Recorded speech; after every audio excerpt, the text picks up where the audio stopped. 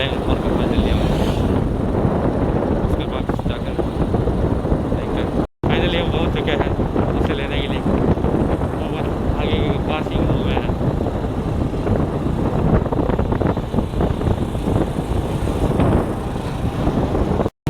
ये रहा वो दोस्त हम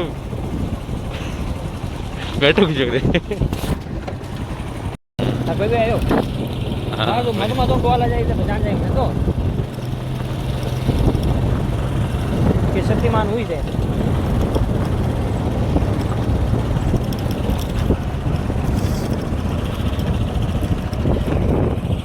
हमारे गांव का सबसे बड़ा मान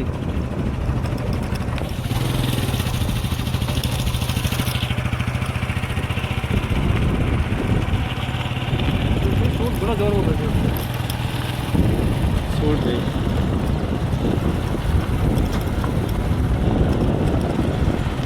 ઘણો